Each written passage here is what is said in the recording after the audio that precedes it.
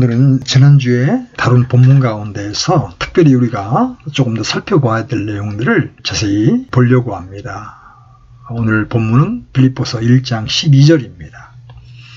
그러나 형제들아, 내게 일어난 일들이 도리어 복음을 진전시키는 기회가 된 줄을 너희가 알기를 내가 원하노라. 이제 우리는 바울이 12, 13, 14, 19, 20절에서 말하고 있는 말을 좀 더 상세히 고찰하게 될 것입니다. 하지만 그 구절들의 진정한 열쇠는 12절에 나오는 말씀입니다.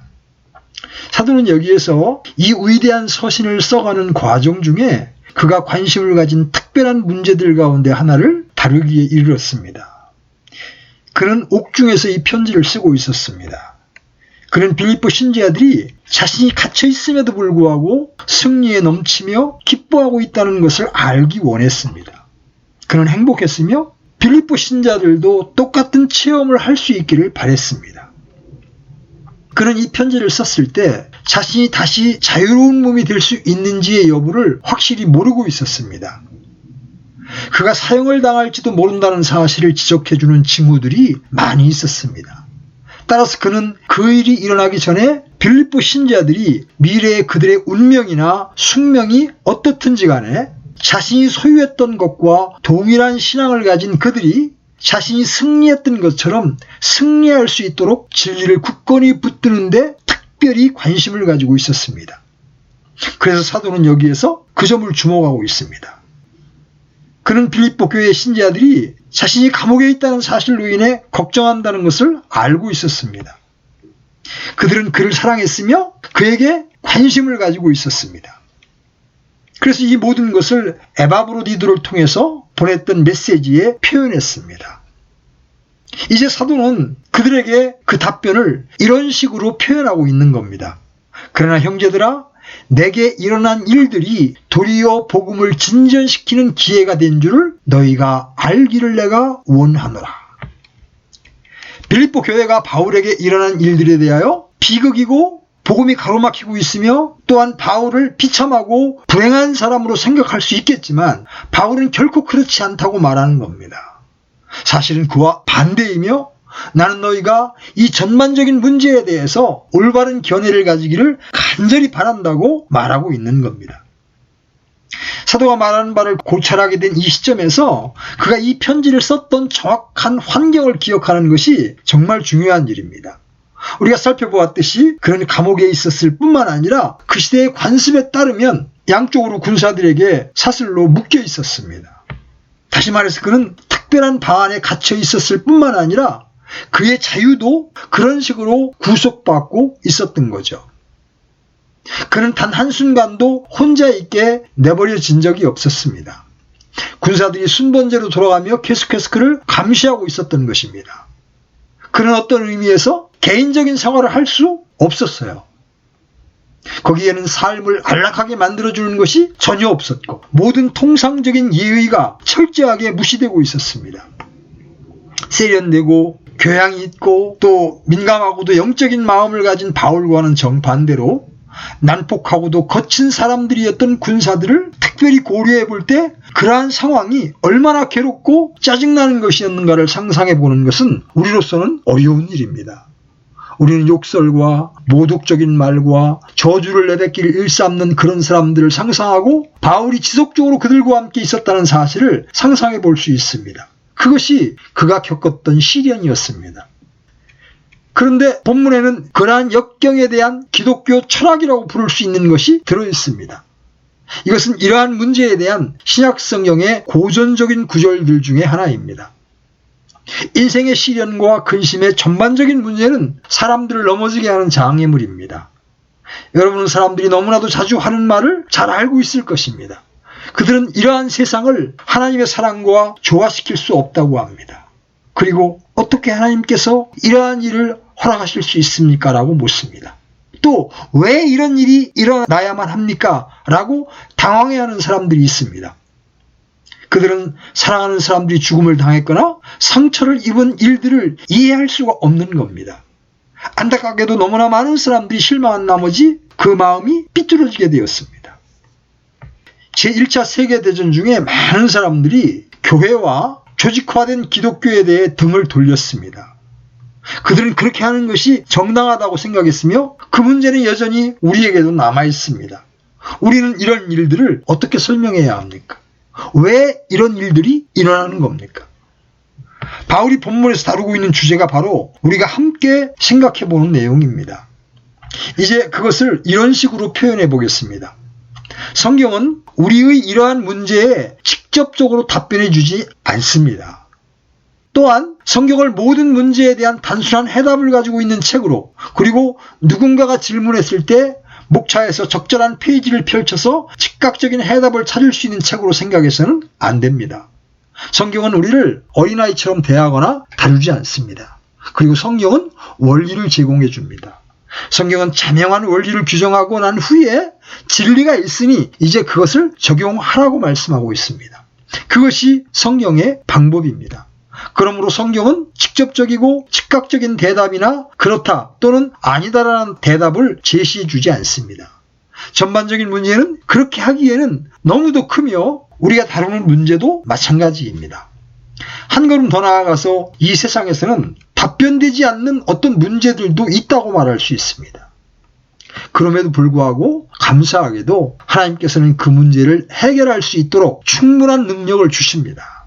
하지만 우리가 해결할 수 없는 문제도 분명히 있습니다. 하나님께서는 자신의 지혜 가운데 우리가 어떤 것에 대해 확실히 알지 못하는 상태에서 살아가도록 결정하셨습니다. 저는 그것이 우리의 죄와 무가치함 때문이라고 확신합니다. 그리고 그것은 때로 우리가 유한한 존재라는 것을 보여주며 우리가 신이 아니라는 사실을 일깨워주는 훈련 과정의 일부입니다. 우리는 모든 것을 이해할 수 없습니다. 비록 선악에 대한 지식을 가지고 있다 하더라도 모든 것을 알지는 못합니다. 결국 그런 면에서 이러한 것들은 우리를 시험하고 겸손케 하기 위해서, 그리고 우리는 전능하신 창조주의 손으로 말미암아 만들어진 피조물에 불과하다는 사실을 일깨워주기 위하여 주어지는 것입니다. 하지만 감사하게도 그것은 거기서 멈추지 않습니다. 우리에게는 교리가 주어져 있으며 그것은 충분한 것 이상입니다. 여러분이 그 교리를 하나의 원칙 안에서 살펴보기를 원한다면 그것은 이런 식으로 표현될 수 있습니다. 곧 삶에 있어서 지극히 중요한 문제는 우리에게 일어나는 일이라기보다는 일어나는 일에 대한 우리의 태도라는 것이죠. 그리고 저는 그것이 전반적인 상황에 대한 해답이라고 생각합니다. 이러한 일이 삶 가운데 일어나며 그것을 피할 길이 없습니다. 하지만 성경의 가르침은 그 일들 자체가 문제가 되지 않는다는 것입니다. 문제가 되는 것은 여러분과 제가 그것들을 바라보는 방식입니다. 다음의 글은 자주 인용되는 어구인데 여기에는 진리의 핵심이 담겨 있습니다.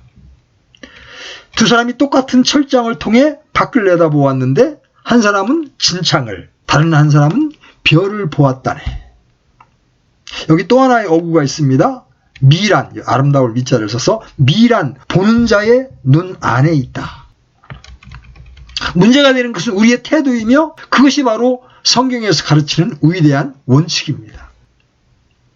그리고 그 다음 원칙은 성경이 가르치는 바가 이런 일에 대한 유일하게 참되고 올바른 태도라는 것입니다. 다시 말해서 그것은 복음에 대한 우리의 태도인 것입니다. 물론 그것은 바울이 한 이러한 진술들의 거의 전부 가운데 표현되고 있는 것입니다. 자, 성경을 보십시오. 그러나 형제들아, 내게 일어난 일들이, 그죠? 그런 결박되어 있습니다. 군사들에게 감시를 받고 있습니다. 또 군사들에게 모욕을 당하고 있습니다. 그러한 일들이 도리어 복음을 진전시키는 기회가 된 줄을 너희가 알기를 내가 원하노라. 그리하여 그리스도 안에 내가 결박당한 일이 온 궁궐 안과 다른 모든 곳에 드러나게 되었고 주 안에 있는 형제들 중에 많은 이들이 내가 결박당한 일로 인해 확신을 갖게 되어 두려움 없이 말씀을 더욱 담대히 말하게 되었느니라. 그는 모든 것을 복음, 말씀, 그리스도의 가르침에 비추어 생각하고 있습니다. 그것이 원칙입니다. 이러한 모든 어려운 일을 바라보는 방식은 복음과 그 가르침에 입각하여 보는 것입니다. 이것을 이런 식으로 한번 설명해 보겠습니다. 이 세상에서 많은 돌팔매질과 화살이 신자들에게 쏟아집니다. 바울이 그러했던 것처럼 이러한 돌팔매질과 화살에 맞설 수 있는 사람들은 사도가 믿었던 말을 믿는 사람들 뿐입니다. 예수 그리스도의 복음은 그것을 믿지 않는 사람들에게는 아무런 위안도 줄 수 없습니다. 그리고 그리스도 안에 있지 않은 사람들에게는 그들이 길을 잃고 있으며 따라서 모든 것이 그들에게 잘못되어 있다는 사실 외에는 해줄 말이 전혀 없는 것입니다. 온전한 비결은 우리가 올바른 위치에서 출발하고 올바른 견해와 관점을 가지며 성령의 조명에 따라 조명을 받는 눈을 통하여 모든 것을 바라보는 겁니다. 그러므로 우리는 계속해서 환경에 반응하는 시험보다 우리의 기독교 신앙 고백을 더 철저하게 시험할 수 있는 것은 아마 없을 것이라고 말할 수 있습니다. 저는 결론적으로 이것이 우리가 진정한 그리스도인인지 아닌지의 여부를 말해주는 것이라고 생각합니다. 이 세상에서 일어나는 일에 대한 우리의 반응은 어떤 것입니까? 사랑하는 사람과 사별하셨습니까? 슬픔에 잠겨 있습니까? 삶의 매우 중요한 시점에 여러분에게 영향을 끼친 어떤 일이 일어났습니까? 여러분은 그것에 어떻게 반응하고 계십니까? 이것이 테스트입니다. 여러분은 바울처럼 반응하고 계십니까? 그렇지 않습니까? 대답은 두 가지 중에 하나겠죠? 그렇다면 이제 이 시험이 사도의 삶에 어떻게 일어났는지를 자세하게 살펴보도록 합시다. 여기에 제가 지금까지 묘사해온 입장에 처한 사람이 있습니다. 여러분은 그보다 더 열악한 상황을 상상할 수 없을 것입니다. 대단히 활동적인 사람, 여행을 하면서 복음을 전파하기를 매우 기뻐했던 사람이 이제 군사들에게 묶인 채로 감옥에서 일어나는 모욕과 잔혹한 행위를 겪고 있었던 것입니다. 그럼에도 불구하고 그는 이와 같이 말하고 있습니다. 그가 그렇게 말할 수 있었던 비결은 무엇입니까? 좀 더 일반적으로 그것에 대해 말해보겠습니다. 역경의 때에 그리스도인의 반응을 항상 특징 짓는 것은 무엇입니까? 그 문제는 두 가지 부분으로 나눌 수 있습니다. 무엇보다도 먼저 소극적인 측면이 있습니다. 자, 감옥에 있는 바울을 살펴봅시다. 그리고 그가 말하는 것으로부터 다음과 같은 교훈을 알아낼 수 있습니다. 첫 번째로 바울이 투덜대거나 불평하지 않을 뿐만 아니라 하나님과 하나님의 방식에 대해서 단 한마디의 의문도 표현하고 있지 않다는 사실을 발견하게 됩니다. 그런 것이 전혀 없죠? 여러분은 이 편지를 처음부터 끝까지 현미경으로 보듯이 세밀하게 찾고 검토해 볼 수 있습니다. 그럴 때 여러분은 사도에게서 그런 태도를 전혀 발견할 수 없을 것입니다. 이것은 매우 중요합니다. 그가 겪고 있었던 일을 상상해보고 그럼에도 불구하고 단 한마디의 불평도 내려놓지 않고 있음을 생각해 보십시오. 여러분은 그것을 어떻게 설명하시겠습니까? 바울은 우리에게 그 비결을 보여주고 있습니다. 첫 번째 해답은 하나님을 향한 그의 태도가 옳았다는 것입니다. 이것은 가장 중요하고 근본적인 사실입니다. 바울의 하나님에 대한 견해와 하나님에 대한 반응, 그리고 하나님과의 관계는 전적으로 옳았기 때문에 어떤 면에서 투덜대거나 불평하는 것은 그에게 있어서 불가능한 일이었습니다. 바울이 절대적으로 확신했던 것이 한 가지 있었는데 그것은 하나님의 사랑이었습니다. 그는 그 사랑을 확실하고도 절대적이며 불변하는 것으로 규정하고 있습니다. 그가 고난이나 지속적인 혼란에 빠졌을 때 의심할 여지 없이 사탄은 그분과 하나님과 그분의 사랑에 관하여 의문을 갖도록 유혹했을 것입니다. 하지만 바울은 다음과 같이 판단을 내리고 논증하고 있습니다. 바울은 자신에게 이렇게 말하고 있는 겁니다. 다른 어떤 것이 내게 일어나는 이런 일에 대한 설명이 되지도 않을 수 있습니다. 어쨌든 그 일들은 하나님께서 나를 사랑하지 않으신다든가 또는 하나님께서 그 사랑과 일치하지 않는 방식으로 역사하고 계신다는 사실로 설명되어서는 안 됩니다. 중요한 사실은 바로 그것입니다. 저는 거기에 그리스도인의 완전한 삶의 철학이 들어있다고 생각합니다. 그것이 우리가 이러한 일을 극복하고 승리자들로서 모습을 나타내든지 그렇게 할 수 없는지를 결정하는 요소인 것입니다. 일단 하나님의 사랑에 관해서 의심을 한다면 여러분은 실패할 것입니다. 그것은 그리스도인이 결코 하지 말아야 할 일입니다. 바울은 이와 같이 주장했습니다. 자신의 아들을 아끼지 아니하시고 우리 모두를 위해 그분을 내주신 분께서 어찌 그 아들과 함께 또한 모든 것을 우리에게 값없이 주지 아니하시겠느냐. 로마서 8장 32절 말씀이죠. 이것이 그의 논법이며 본질적인 기독교의 진리입니다. 그의 논증은 이렇습니다. 나를 구원하시고 구속하시며 하나님의 상속인으로 만들기 위해서 자신의 독생자를 하늘로부터 땅에 보내시고 그분을 십자가에 달리도록 내어주신 분이 나를 사랑하지 않으시고 내게 관심을 갖고 있지 않으시며 내가 삶에 의해 아무렇게나 다루어지도록 허락하시는 것이 가능합니까? 아닙니다. 그것은 불가능한 일입니다. 그것은 생각조차 할 수 없는 일입니다. 그러므로 나는 그러한 생각을 배제합니다. 그는 로마서 5장 10절에서도 동일한 논증을 했습니다. 이는 우리가 원수였을 때에 하나님의 아들의 죽음으로 말미암아 하나님과 화해하게 되었을진데 화해하게 된 자로서 더욱더 그분의 생명으로 말미암아 구원을 받을 것이기 때문이라. 만일 우리가 원수였을 때 하나님의 아들이 구원과 구속을 받을 수 있도록 우리를 위해 자신의 생명을 주시고 죽으셨다면 틀림없이 하늘에 살아계신 그분은 우리를 지키시고 그 사역을 완수하실 것입니다. 그것은 명백히 필연적인 일입니다. 그것이 바로 바울이 하나님께 대하여 절대적으로 확신하고 있었다고 말하는 것의 의미입니다. 하나님께 대한 그의 태도는 옳았으며 그는 단 한순간도 그 사실을 의심할 수 없었습니다. 그것은 불가능한 일이었으며 그의 복음 전체에 대한 부정이었던 겁니다. 여러분, 우리도 언제나 그런 식으로 판단하고 있습니까? 아니면 우리가 흔히 갖기 쉬운 다음과 같은 비열한 생각에 귀를 기울이고 있습니까? 나는 그리스도인의 삶을 살기 위해 애쓰고 있다. 하지만 내게 일어나는 일을 봐. 그리고 저 불신자들을 봐. 저들이 얼마나 삶을 즐기고 있는지 봐. 하지만 그 순간 여러분은 일어나서 다음과 같은 강력한 원칙을 직시해야 합니다. 하나님께서는 나를 너무나도 사랑하시기 때문에 나를 구원하기 위해서 독생자를 보내 십자가에 달려 죽게 하셨다. 그때 여러분은 하나님의 사랑을 바로 보게 되는 것입니다.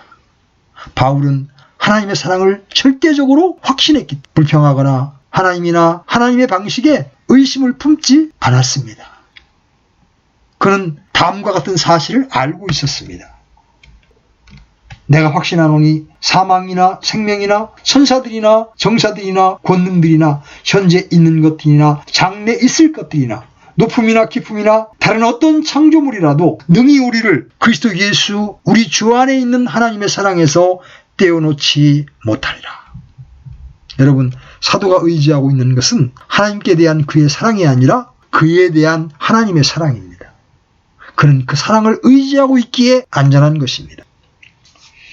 자, 두 번째 대답이 있습니다.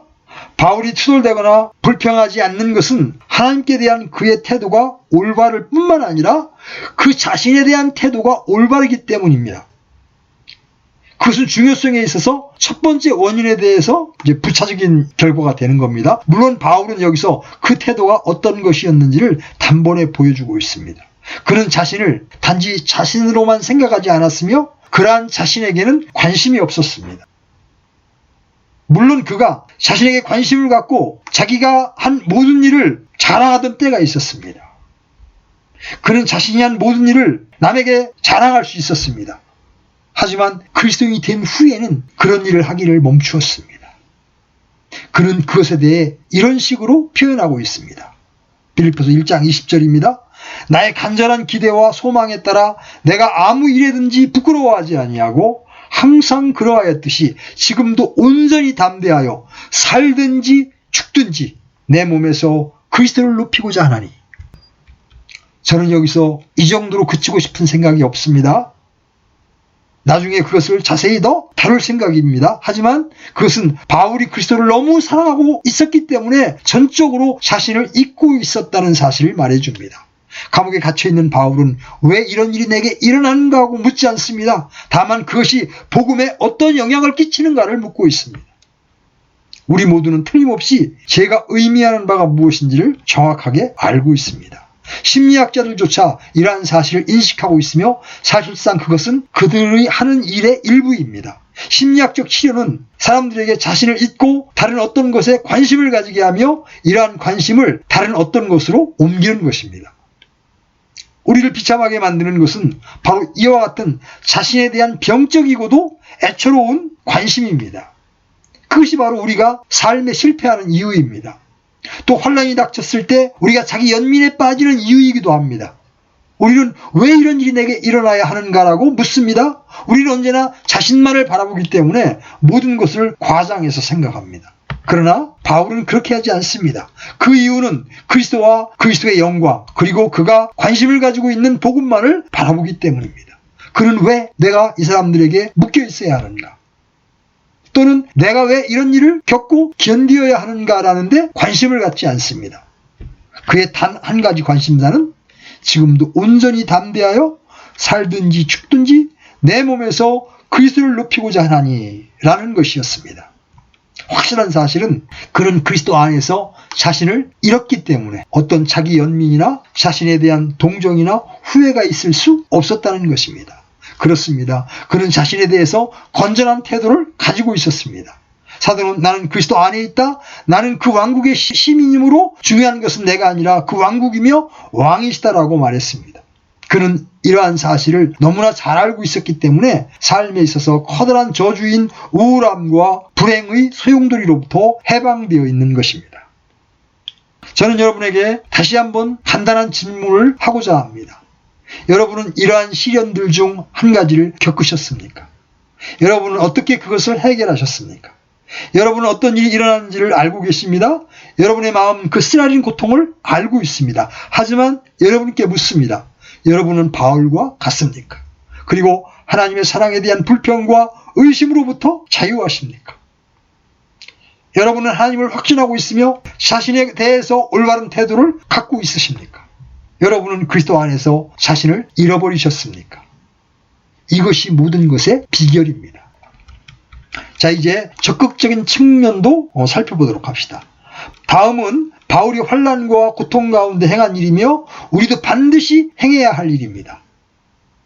첫째로 그는 하나님께서 그의 상황을 주관하고 계신다는 사실에 대한 증거와 징조를 찾고 있습니다. 그것은 12절에 나타나 있습니다. 성경 주석가인 매튜 헨리는 이 점에 대해서 매우 훌륭한 표현을 사용하고 있습니다. 그는 이렇게 말하고 있습니다. 이 같은 사실을 생각해 보십시오. 여기에 신적인 화학작용에 대한 설명이 있습니다. 나는 그것을 신적인 연금술이라고 부르고자 합니다. 그것은 마치 어떤 불순한 것이 용광로 속에 들어간 것과 같습니다. 여러분은 그것에 어떤 일이 일어나는지 궁금하실 것입니다. 그런데 이 신적 연금술 때문에 그것은 매우 좋은 것이 됩니다. 하나님께서 그걸 주관하셨습니다. 바울은 빌립보 신자들에게 자신이 감옥 안에 있기 때문에 그리스도를 전파하는 것이 끝났다든가 죄수가 되었기 때문에 복음을 전할 수 없을 것이라고 생각하지 말라고 이야기합니다. 왜냐하면 그가 감옥 안에 있게 된 사실은 특별한 방식으로 좋은 결과를 초래하여 놀라운 일이 일어나고 있었기 때문입니다. 바울은 그리하여 그리스도 안에서 내가 결박당한 일이 온 궁궐 안과 다른 모든 곳에 드러나게 되었다고 말하고 있습니다. 여러분은 바울이 자신의 결박당한 일의 중요한 결과로 그런 일이 없었을 경우에 결코 복음에 대해서 들어보지 못했을 사람들에게 복음이 전해지게 되었다고 말하고 있음을 아십니까? 그를 책임졌던 군인들은 시위대의 구성원이었으며 바울은 이들에게 묶인 채로 시간을 보냈습니다. 그는 사실상 이렇게 말하고 있습니다. 이 사람들은 내가 평범한 죄수가 아님을 알았습니다. 그들은 내가 그리스도인이기 때문에 여기 있음을 알게 되었습니다. 그들은 복음이 무엇인지를 물었으며 나는 그들에게 이야기할 기회를 갖게 되었습니다. 이 군인들은 내가 죄수가 되지 않았다면 아마도 복음에 대해서 듣지 못했을 것입니다. 하지만 이제는 그들이 비번이 되고 집에 돌아갈 때 그리스도의 복음은 궁전 전체 내에서 일어나는 대화의 가장 큰 주제가 되었습니다. 처음에 여러분은 바울의 결박당함이 만사의 끝이라고 생각했을지도 모릅니다. 하지만 하나님께서는 자신의 연금술로 그것을 복음의 진보로 바꾸어 놓은 겁니다. 여러분이 발견하다시피 그것은 성경에 있어서 매우 보편적인 주제입니다. 창세기 50장에서 우리는 야곱이 이집트에서 죽은 후에 요셉이 형들에게 한 말을 읽게 됩니다. 형들은 요셉이 자신들이 저지른 잔인한 행위 때문에 보복을 하지 않을까 두려워했습니다. 하지만 요셉은 그들에게 이렇게 말했습니다. 오직 당신들로 말하건대 당신들은 내게 악을 행하려고 생각하였으나 오히려 하나님은 그 일을 선이 되도록 계획하시고 이루셔서 이날과 같이 많은 사람을 살려두게 하셨나니. 그의 말은 이런 뜻입니다. 당신들은 나를 시기해서 그렇게 했지만 하나님께서는 기근을 대비케 하시기 위해서, 당신들을 죽음으로부터 구원하시기 위해서 당신들보다 먼저 나를 이곳에 보내신 겁니다. 하나님께서는 당신들과 다른 뜻을 가지고 계셨습니다. 하나님께서는 우리를 위해 오셔서 전체적인 상황을 주관하신 것입니다.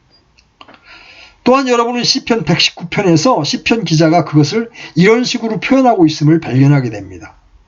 67절에 보면 고난당하기 전에는 내가 길을 잃었사오나 이제는 주의 말씀을 지키고 있나이다. 그리고 다시금 이렇게 말하고 있습니다. 71절에서 고난당한 것이 내게 유익하오니 이로써 내가 주의 법규들을 배우게 되었나이다. 시편 기자는 자신에게 일어난 일과 또한 이러한 다투기 힘든 상황의 의미를 확실히 알 수는 없었지만 하나님께서 개입하시사 그것을 다스려 주셨다고 말하고 있습니다. 하나님께서 모든 것을 주관하신 것입니다. 그것이 그리스도인이 확실히 믿는 사실입니다. 그렇다면 우리는 삶에서 이러한 역경이나 시험 또는 환난에 직면할 때 하나님의 사랑에 대해서 올바른 관계를 정립한 다음에 다음과 같이 물어보아야 합니다. 하나님께서 이 일 가운데 행하고 계시는 바는 무엇입니까? 그분의 목적은 무엇입니까? 하나님께서는 그것을 어떻게 사용하실 것인가? 이 모든 것의 배후에 자리 잡고 있는 신적인 연금술의 목적은 무엇인가? 이제 저는 이 놀라운 경험을 지켜보고 신적인 연금술이 이러한 상황 가운데 어떻게 작용할지를 살펴보고자 합니다.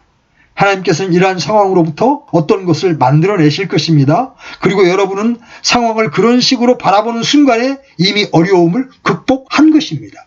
여러분은 시험을 이긴 것입니다. 그리고 하나님께서 자신의 복음의 진보와 자신의 왕국을 위해서 사용하실 어떤 것을 보고 있는 것입니다. 두 번째 사실은 이러한 상황에서 그리스도인은 언제나 증거할 수 있는 기회를 갖게 된다는 거죠. 그것이 바울이 여기에서 행한 바였습니다. 우리가 살펴본 것처럼 그는 우리에게 자신의 매임, 결박당함의 중요한 결과가 시위대와 다른 사람들이 복음에 관해서 듣게 되었던 것임을 말해주고 있습니다. 그뿐 아니라 우리에게 주 안에 있는 많은 형제들이 바울이 결박당한 일로 인해 확신을 갖게 되어서 두려움 없이 말씀을 더욱 담대하게 말하는 동기가 되었습니다. 그러므로 이것들은 감옥에 갇힌 바울의 행동의 결과로서 일어난 두 가지 중요한 일이었습니다. 바울과 같이 민감하고도 교양 있는 사람, 육체적인 고통과 모욕을 당하고 있었습니다. 하지만 그는 군인들이 다음과 같이 이야기할 정도로 그 고통과 모욕을 견뎌냈습니다.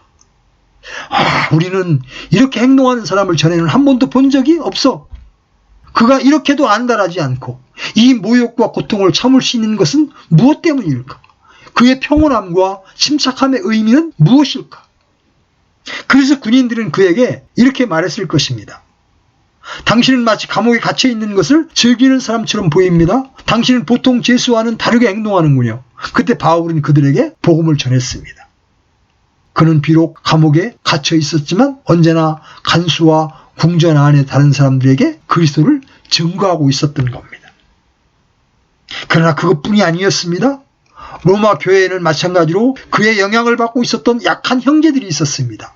그 당시는 그리스도인이 되기가 매우 힘든 때였습니다. 그리스도인들은 신앙 때문에 핍박을 받고 있었으며 더 심한 것들로 위협을 받고 있었습니다. 그 결과로 일부 연약한 그리스도인들은 그들의 부르심의 소망을 잊기 시작했습니다. 그러나 그들이 참된 하나님의 사람이 어떻게 행동했으며 죽음을 직면한 상황에서 어떻게 그리스도의 편에 섰는지를 들었을 때 그들의 용기는 다시 솟아나기 시작했습니다. 그것이 로마 교회에서 일어난 일입니다.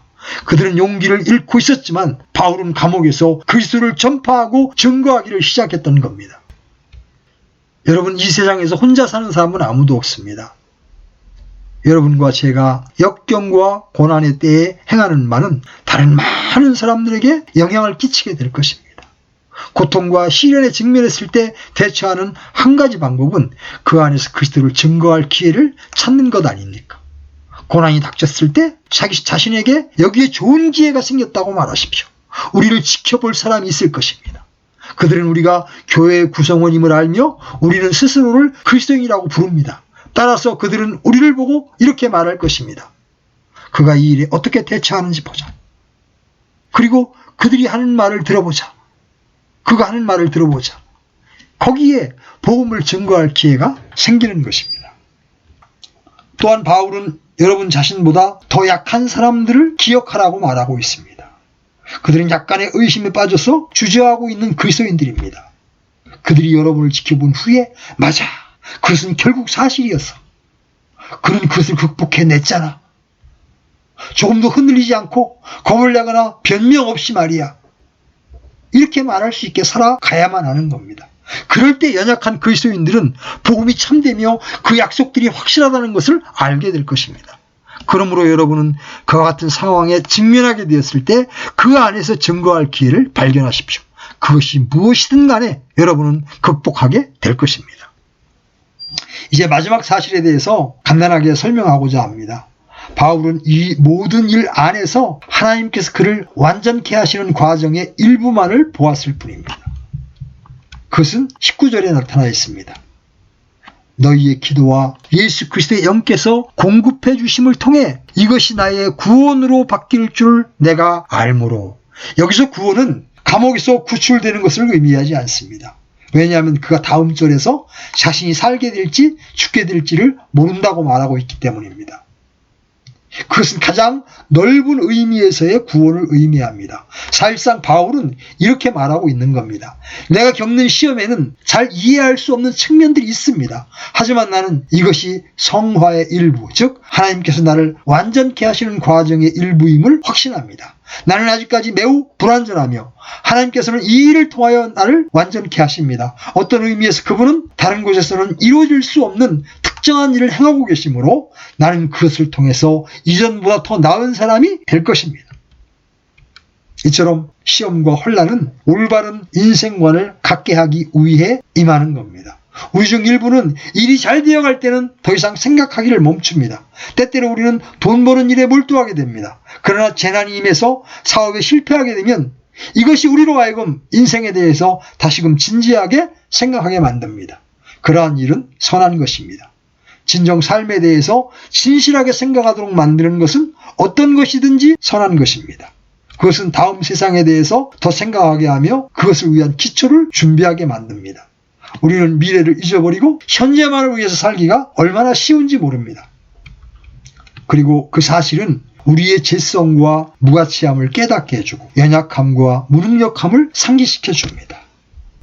그렇지만 다른 무엇보다도 그것은 우리를 하나님께로 돌아가게 해줍니다. 우리로 하여금 그분을 의지하게 하고 그분을 더 잘 알기를 바라게 만들어주는 모든 것은 훌륭한 것입니다. 그것은 완전케 하는 과정, 즉 성화 과정의 일부입니다. 여러분, 하나님의 섭리와 사랑에 있어서는 이러한 많은 일들이 하나님께서 우리를 사랑하시기 때문에 우리에게 일어나게 되는 것입니다. 히브리서 12장 6절에 보면 주께서 사랑하시는 자를 친히 징계하신다라는 말씀이 나옵니다. 바로 그것입니다. 이러한 일들은 하나님께서 자기 자녀들을 궁극적인 완전함으로 인도하시는 과정의 일부입니다. 바울은 이것이 예수 그리스도 안에 완전하고도 궁극적이며 온전한 구원으로 자신을 인도하고 있음을 확신한다고 말하고 있는 것입니다. 이처럼 우리는 인생의 시련과 환난에 대처하는 방법, 즉 비결을 살펴보았습니다.